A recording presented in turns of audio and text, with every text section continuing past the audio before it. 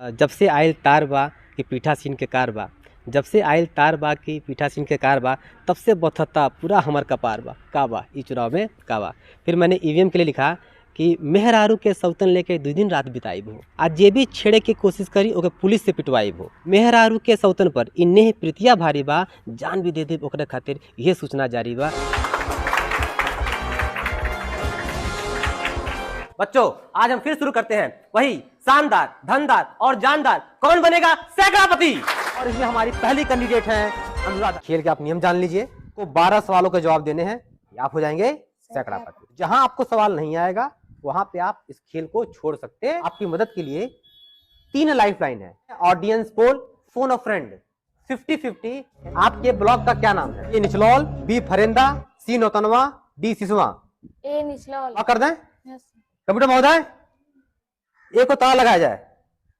सही जवाब, तालियां। हेलो, बताएं। तो हॉट सीट पे मेरे सामने बैठी हुई हैं अनुराधा भारती। इनको आपकी मदद की आवश्यकता है। अच्छा कि आपने खेलना छोड़ दिया। एक चेक के साथ इनको 50 रुपए दिया जाए। आपके लिए 50 रुपए। जावेद सर वीडियो बनाते हैं और वीडियो बनाने के चक्कर में बच्चों को समय कम दे पाते हैं। मैंने रील डालना शुरू किया तो मेरी लोकप्रियता दिनों दिन रात बढ़ती चली गई। तो विरोधी भी हमारे कुछ पैदा हुए। उन विरोधियों ने मेरी कुछ फैब्रिकेटेड कंप्लेंट जो थी वो हमारे बेसिक शिक्षा अधिकारी के पास कर दी और उन्होंने मेरे खिलाफ एक सस्पेंशन लेटर जारी करने वाले थे। सारे विषय में तो तेरे ठीक नंबर है। हाँ है। लेकिन एक विषय में तू फेल हो गया है, वो क्यों? एब्सेंट होने की वजह से। देख रहा है ना विनोद, 2021 का रिजल्ट नहीं दिया गया और 2000 मेंस का बनाया जा रहा है। लग रहा है अध्यक्ष जी को लौकी कहीं से मिल रहा है। आपके आजा से, आपके आजा।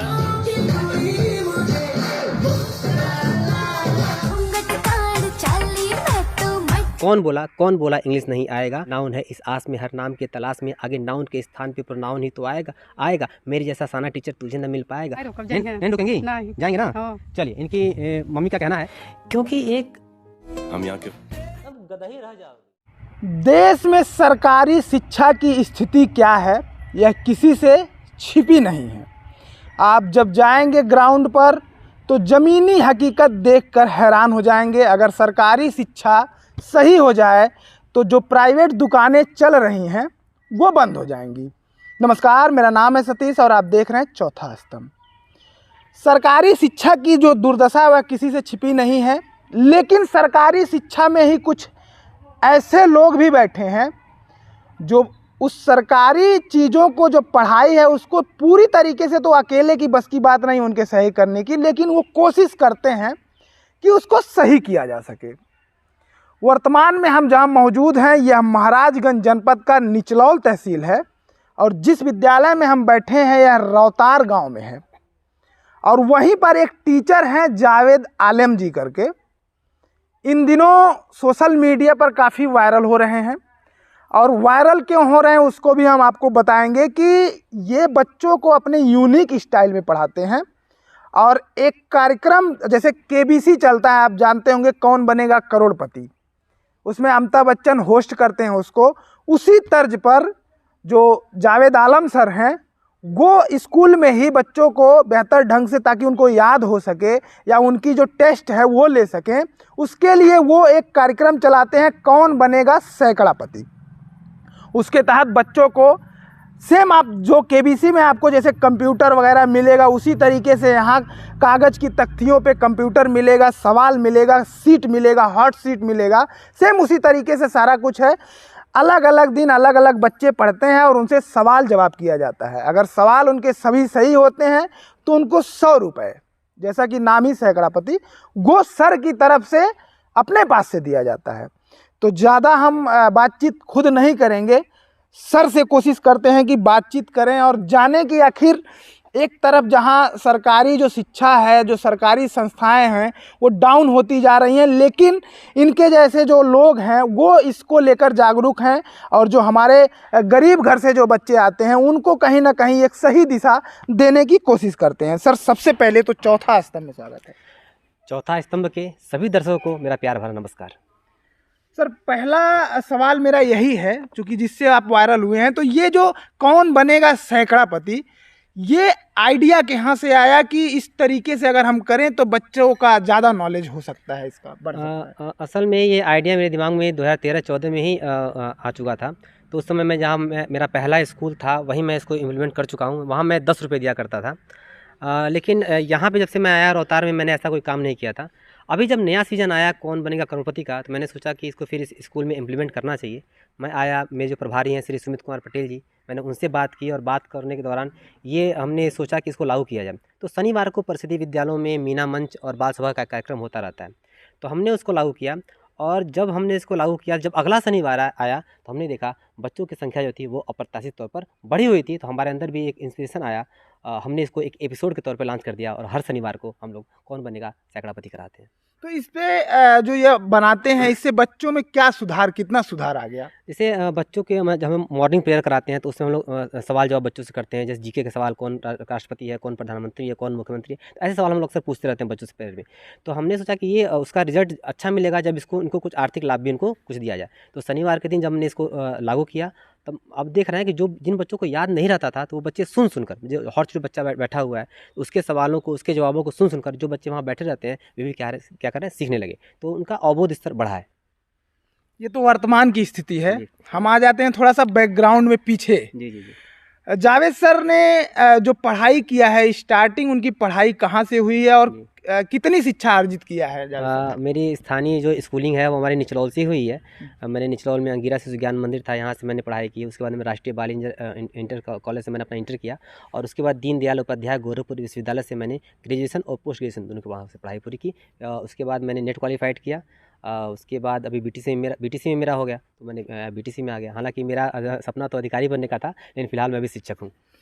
आप निचलौल के ही रहने वाले जी हैं? जी बिल्कुल, स्थानीय निवासी निचलौल का।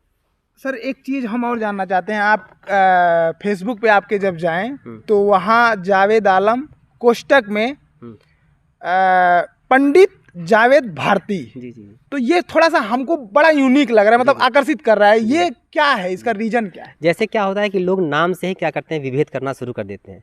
तो मैंने क्या किया, उस नाम से विभेद हटा दिया और नाम में एक प्रकार की समानता लेके आई। तो मैंने कहा कि नाम सुनकर कोई ये ना समझेगा कि क्या है ये, और वो समानता का प्रतीक बनकर रह गया है। कि भोजपुरी में भी आप बोलते हैं? जी जी जी जी। तो भोजपुरी में एक बड़ा आपका फेमस कविता है, हाँ मैं प्राइमरी का मास्टर हूँ, इस चुनाव में काबा।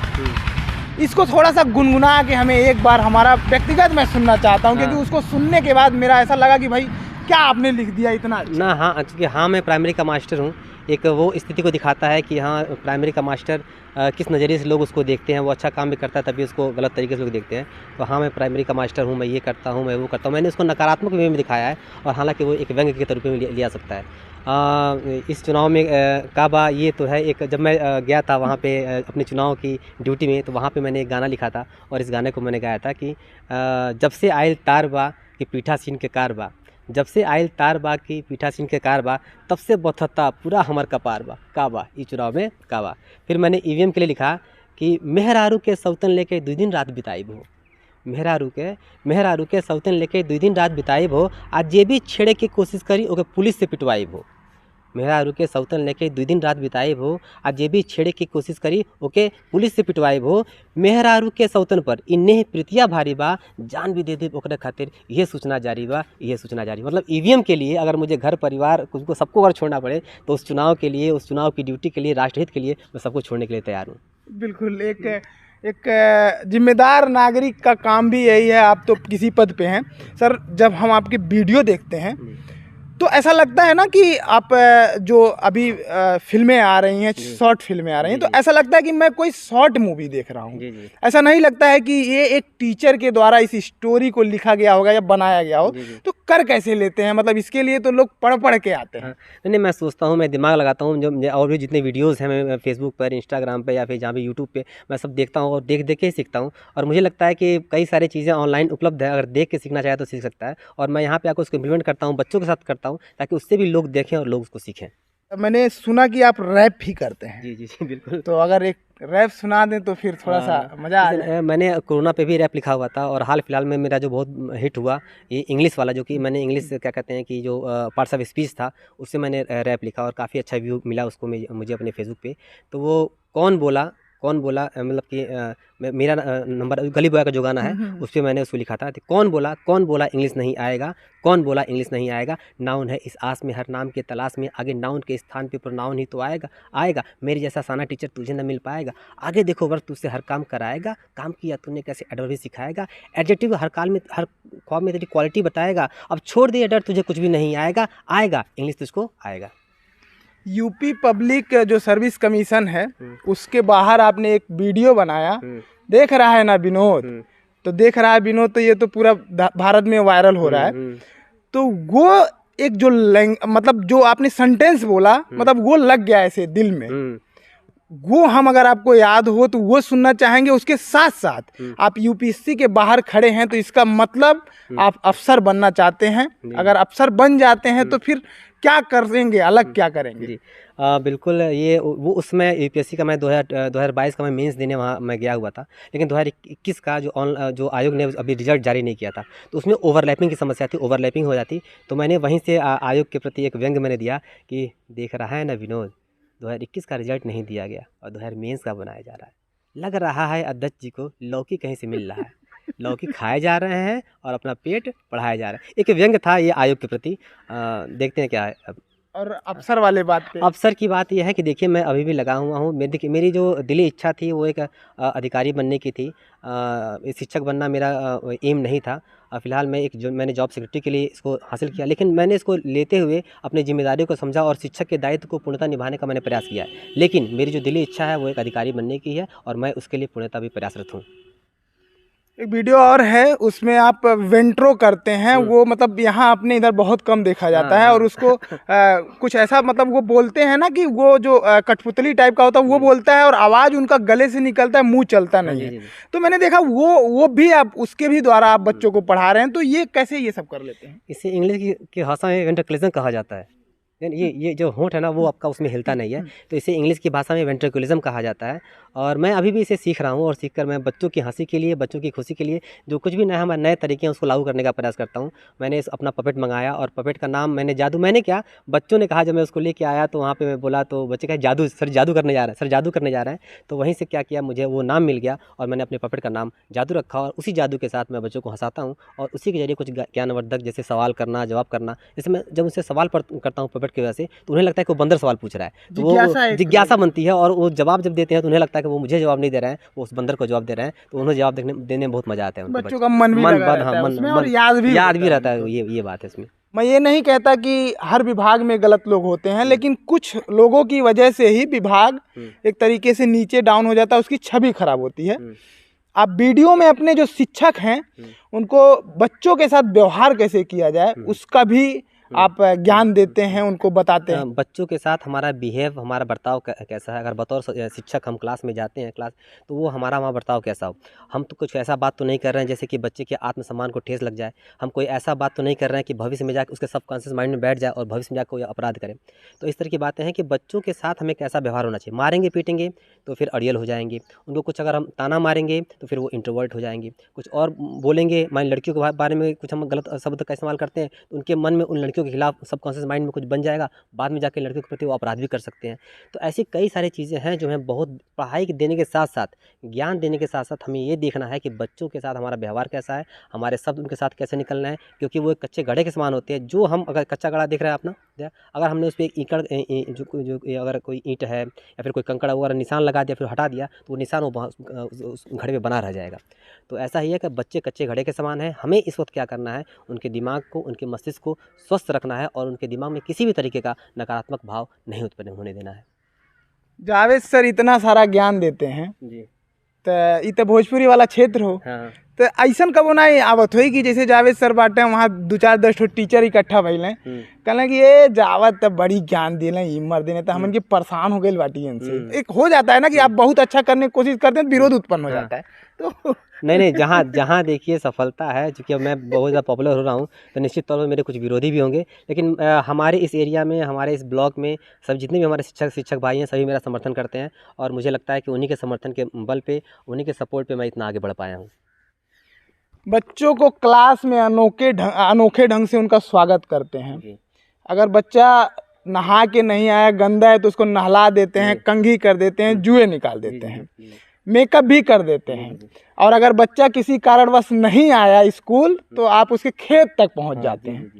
मतलब इतना तो एक जो बच्चा है उसका माता पिता जो उसके हैं वो नहीं कर पाते हैं, फिर जावेद सर इतना इन्वॉल्व कैसे हो जाते हैं इन चीज़ों में? जैसे जो माता पिता होते हैं वो पहले शिक्षक होते हैं, उसी तरह शिक्षक जो होता है वो बच्चों का दूसरा अभिभावक भी होता है। तो हम एक शिक्षक हैं और शिक्षक के तौर पर हम उसके दूसरे अभिभावक भी हैं। तो हमें उसका पूरा ख्याल करना है कि वो शर्ट अपना पैंट कैसे पहन के आया कि नहीं पहन के आया है, वो साफ़ सुथरा है कि नहीं सुथरा है। अगर वो नहीं नहाया होता है तो हम लोग उसको यहाँ पे नहलवा देते हैं।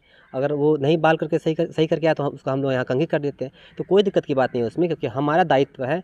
एक चूँकि हम लोग की जो ट्रेनिंग होती है उसमें ये सिखाया भी जाता है कि बच्चा अगर नहीं सही से आया है तो उसको हम वहाँ पे जो क्लास में क्या करें, उसको सही से हम कर दें। अब आ जाते हैं, आपका थोड़ा सा एक मुश्किल दौर भी रहा है। आप बच्चों के ऊपर वीडियो बनाते हैं, शुरू में भी बनाते थे और अभी भी बनाते हैं, तो कहीं ना कहीं विभाग को या अधिकारियों को नागवार गुजरा। उसको लेकर उनको मैं ऐसा सोचता हूँ कि उनको लगा होगा कि यार ये शिक्षक है, रैप भी कर रहा है, डांस भी कर रहा है, मेकअप भी कर रहा है, तो कहीं ये खुद के फेमस होने के चक्कर में ऐसा तो नहीं ना कर रहा है कि अपना वीडियो बना रहा है और बच्चों का जो मार्गदर्शन है वो भटक जाए रास्ते से। तो इसको लेकर आपके ऊपर कार्रवाई भी हुई। अब कार्रवाई कंफर्म ये नहीं हूँ, आप ही बताएंगे, लेकिन सस्पेंशन जैसी कुछ चीज़ें निकल के सामने आई। देखिए, ये वीडियोस और फोटोज़ मुझे मेरा फेसबुक या सोशल मीडिया पर डालने का जो था वो मेरा नया नहीं था। वो मैं 2013 से ही, जब से मेरी ज्वाइनिंग करवतही उर्फ कटका में हुई, तब से मैं फ़ोटोज़ और वीडियो डालता रहा हूँ। लेकिन चूँकि अब ज़माना ये रील का है और रील की रीच बहुत ज़्यादा होती है, जब मैंने रील डालना शुरू किया तो मेरी लोकप्रियता दिनों दिन और रात बढ़ती चली गई। तो विरोधी भी हमारे कुछ पैदा हुए। उन विरोधियों ने मेरी कुछ फैब्रिकेटेड कंप्लेंट जो थी वो हमारे बेसिक शिक्षा अधिकारी के पास कर दी और उन्होंने मेरे खिलाफ़ एक सस्पेंशन लेटर जारी करने वाले थे। जब मुझे पता चला कि ऐसी बात है, मैं गया बेसिक साहब से, मैं खुद मिला। वे बहुत ही अच्छे अधिकारी हैं, बहुत ही डाउन टू अर्थ अधिकारी हैं। जब उन्होंने सुना कि हाँ ऐसी बात है, केवल जानबूझकर ऐसी शिकायत की गई है और मेरा इंटरव्यू डेट भी लगा हुआ था PCS 2021 के इंटरव्यू का, तो उन्होंने जब सुना, जब ये जाने कि हाँ ये ऐसी बात है, तो उन्होंने वो कंप्लेंट क्या कहते हैं वापस ले ली। ऐसी होता रहता है कि चूँकि अधिकारी हैं वहाँ पे बैठे हैं, वो धरातल पे नहीं जान पाते हैं, कुछ शिकायतें उनके पास गलत पहुँच जाती हैं। तो ऐसा ही था कि सस्पेंशन लेटर मेरे खिलाफ जारी हो गया था, लेकिन वो हो नहीं पाया। अधिकारी हमारे महोदय बहुत अच्छे हैं, उन्होंने वापस ले लिया। अच्छा कर रहे हैं बच्चों के लिए, लेकिन एक होता है ना कि भाई रिजल्ट बुरा आ रहा है और आप किसी का नुकसान भी नहीं कर रहे हैं, उसको लेकर जावेद सर क्या सोचते हैं ऐसे लोगों के खिलाफ? देखिए, मेरा तो निचलौल में ब्लॉक में रहता हूँ और मेरा किसी भी इंसान के साथ कोई भी मेरा कभी विवाद आज तक हुआ भी नहीं है, कभी नहीं हुआ। हाँ, लेकिन हाँ मेरी लोकप्रियता को देखकर हाँ कुछ लोग विवाद के में मुझे डालने के चक्कर में पड़े रहते हैं। तो मैं रिजल्ट, हालांकि मैं उनसे निराश नहीं होता हूँ। मुझे अपना काम करना है और उन्हें अपना काम करना है, तो ये अपना काम करते हैं, मैं अपना काम कर रहा हूँ। एक वीडियो में देखा कि देश की या प्रदेश की कोई बड़ी IAS की तैयारी करने वाली वो है क्लासेस है, आप वहाँ भी हैं और आप जो एग्जामिनर सामने बैठा है वो आपको पहचान रहा है आपके वीडियो से। तो कैसा लगता है, मतलब इतने बड़े लेवल पे जाके फिर? मैं 2021 के इंटरव्यू में ध्येय का कोचिंग सेंटर था वो, और मैं जब वहाँ मॉक इंटरव्यू देने गया तो उन्होंने मुझे पहचान लिया कि आप तो वही है ना जो चीज़ें जो वीडियोस बनाते हैं, आप काफ़ी पॉपुलर है। उन्होंने जो वहाँ पे जो हेड कर रहे थे चेयर, उनको बताया कि ये सर बहुत फेमस है, बहुत अच्छा वीडियो बच्चों के साथ बनाते हैं। तो मैं तो वहाँ शौक रह गया सुनकर, बहुत अच्छा लगा कि हाँ लोग मुझे पहचान रहे हैं, मुझे नोटिस कर रहे हैं। वीडियो आप बनाते हैं जी, सीधा सिंपल, लेकिन उन वीडियो में हम देखते हैं कि इतनी बड़ी बड़ी समस्याओं को, इतनी बड़ी जो चीज़ें हैं उसको आप इतने सरल अंदाज में कह जाते हैं कि अगर वो वीडियो एक बार देखे ना तो आदमी का सीना ऐसे फट जाए। इतने सरल शब्दों में कहते हैं। तो जावेद सर ये कैसे कर पाते हैं इतना कुछ इसको? ये आप सभी का प्यार है। मैं कोशिश करता हूँ और वो मेरी कोशिशें सफल होती हैं। जो मैं पहले होमवर्क करता हूँ, होमवर्क करने के बाद मैं आता हूँ कि हाँ मुझे वीडियोस अगर मुझे बनाना है तो कैसे, किस तरीके से बनाया जाए ताकि लोगों में कुछ शिक्षा जाए। हालांकि कॉमेडी और डांस की वीडियोस मेरे भी आते रहते हैं, लेकिन ज़्यादातर वीडियो मैं ऐसे ही बनाता हूँ ताकि जो शिक्षा हो वो जनता तक पहुँच पाए। अब आ जाते हैं कि लोगों के जो आरोप लगते हैं आप पर। जावेद सर वीडियो बनाते हैं और वीडियो बनाने के चक्कर में बच्चों को समय कम दे पाते हैं। कितनी सच्चाई है आरोपों में? पहले तो आप यही जान लीजिए कि हमारा 6, 7, 8 का विद्यालय है। यहाँ पे 3 अध्यापक होने चाहिए, लेकिन हम लोग 2 ही लोग हैं। और आपको पता होगा कि बेसिक विभाग में कितने ऑफिशियल हमारे काम होते हैं, और एक अध्यापक तो लगभग हमारे कागज़ पत्र में ही वो लगा रहता है। रही बात मेरी वीडियोज़ और रील्स की, तो आप ये जान लें कि मैं पहले ही बता चुका हूँ, मेरे जो वीडियोज़ पहले बनते थे वो छुट्टी के बाद ही बनते थे। 12:30 बजे उसमें छुट्टी होती थी, और 12:30 बजे के बाद मैं वीडियोज़ वगैरह अपना बनाता था।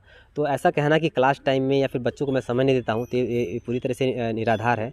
हाँ, लेकिन हाँ, शनिवार के दिन जब हमारा कौन बनेगा सैकड़ापति होता है, तो उस समय हमारे दिन के समय हमारा वीडियोज़ बनता रहता है। तो उस समय अगर आप आरोप लगाते हैं कि कौन बनेगा सैकड़ापति अगर मैं खिला रहा हूँ तो बच्चों का समय बर्बाद कर रहा हूँ, तो आप सही कह रहे हैं, तो क्या कर सकते हैं। अच्छा, जब विवाद उत्पन्न हुआ तो जावेद सर को एक सफाई भी वीडियो के माध्यम से देनी पड़ी कि भैया ऐसा है, मैं क्लास का टाइम व्यर्थ नहीं करता हूँ बच्चों को बोल देता हूँ कि आप रुक जाइए जब स्कूल छूट जाता है, उसके बाद हम फिर वीडियो बना। हाँ जी, बिल्कुल आपका कहना सही है कि छुट्टी के बाद कुछ बच्चों को मैं रोक लेता हूँ कि आप रुक जाइए, ठीक है।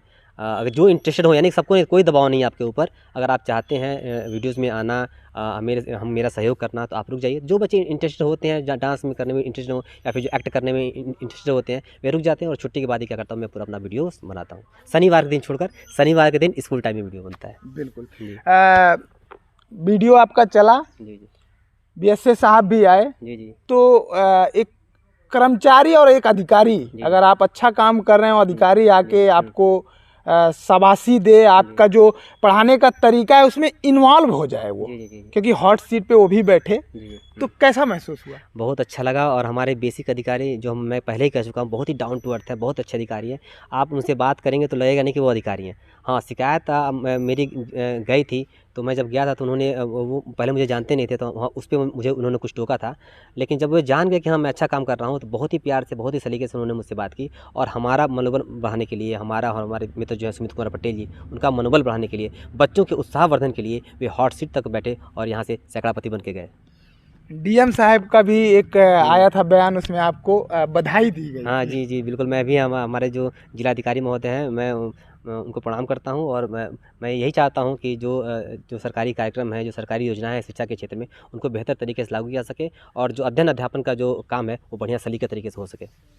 3 आखिरी और सवाल हमारे हैं, बहुत लंबा हो गया। जी, हमारा बस चले तो हम 1-2 घंटा इसे बतियाएं आपसे, लेकिन क्या करें, समय की कमी होती है। दर्शक भी कहेगा बहुत लंबा वीडियो हो गया। हाँ, नहीं, ठीक है। जो हमारा लास्ट के 3 सवाल हैं, उसमें पहला सवाल ये है कि जावेद सर का फैमिली बैकग्राउंड क्या है? जी। हम लोग, मेरे चूँकि पिताजी सहायक कृषि निरीक्षक यहाँ पे रह चुके हैं, वो रिटायर्ड हो चुके हैं, और मेरी माताजी अब नहीं है इस दुनिया में। मेरे 3 भाई हैं, एक बहन है, और सबसे छोटा मैं हूँ इसमें। और मेरे जो बड़े भाई हैं, वो जो मझले भाई हैं, वो भी शिक्षा विभाग में सहायक अध्यापक के तौर पर कार्यरत हैं, और वो भी अपने स्कूल में बढ़िया काम कर रहे हैं। बिल्कुल जी, उनको हमारी तरफ से शुभकामनाएं। जी, बिल्कुल। शिक्षा विभाग एक ऐसा विभाग है जिसको बच्चों को शिक्षा देने के लिए ही बनाया गया है, लेकिन शिक्षा विभाग की जिम्मेदारियां मैं देख रहा हूं पिछले कुछ वर्षों से या पहले से भी, शिक्षा के अलावा भी उनको तमाम सारी जिम्मेदारियां दे दी जाती हैं कि भूसा इकट्ठा करो, राशन बांटो, और विभागीय काम से इतना दौड़ा दिया जाता है कि शिक्षक जो है वो फोकस नहीं कर पाता है बच्चों पे। तो इसको लेकर आपका यह सुझाव क्या है, या फिर आप क्या सोचते हैं इसको लेकर? बिल्कुल, मेरा तो सुझाव यही है कि जितने भी शिक्षक हैं उनको सिर्फ शैक्षणिक गतिविधियों में ही लगाया जाए। हाँ, कुछ अगर देश के हित के लिए काम, जैसे चुनाव ड्यूटी वगैरह है, वो तो ज़रूरी है, तो वहाँ पे हम लोग को भेजा जाए। मतलब जहाँ ज़रूरी हो वहाँ पे हम लोग का काम लिया जाए, नहीं तो शिक्षकों को क्या करना चाहिए, विद्यालय में ही छोड़ा जाए, ताकि वे शैक्षणिक गतिविधियों को अंजाम दे सके। और हमारे जो महानिदेशक श्री विजय किरण आनंद जी हैं, उस पर लगातार फोकस कर रहे हैं, और कई सारे कामों को धीरे धीरे हटाया जा रहा है, और अगले कुछ दौर में हम देखेंगे कि जो शिक्षक है वो सिर्फ शिक्षा देने का काम करेंगे। एक सवाल हम और जोड़ेंगे उसमें, मुझे याद आ गया जी। कि अभी सैकड़ापति वाला जो आप पढ़ा रहे हैं, इससे चूंकि आप सोशल मीडिया पे वायरल हुए, लेकिन मैंने जब आपका पूरा बैकग्राउंड खंगाला तो जावेद सर ये जो सैकड़ापति है इससे पहले भी वायरल हैं। जावेद सर के फेसबुक प्रोफाइल पर 1,49,000 फॉलोअर हैं। उनके जो रील्स हैं उस पर एक रील्स पे 17 मिलियन व्यूज आ जाते हैं। तो ये अभी वाला जो हुआ, जो पहले आप वायरल थे, उसको लेकर आप क्या सोचते हैं? और एक चीज़ और कि एक सेलिब्रिटी सरकारी टीचर अभी हो गए हैं जावेद सर, और इसको लेकर क्या सोचते हैं? जी पहले तो आपको बहुत बहुत धन्यवाद कि आप बहुत अध्ययन करके आए हैं। मुझे मैं वाकई बता देता हूँ, जितने भी हमारे पत्रकार लोग आए, कोई इतना अध्ययन करके हमारे पास नहीं आया था। तो आपने पूरा मेरा डिटेल, मेरा पूरा खंगाल के आप आए, यहाँ पे आए, बहुत अच्छा लगा।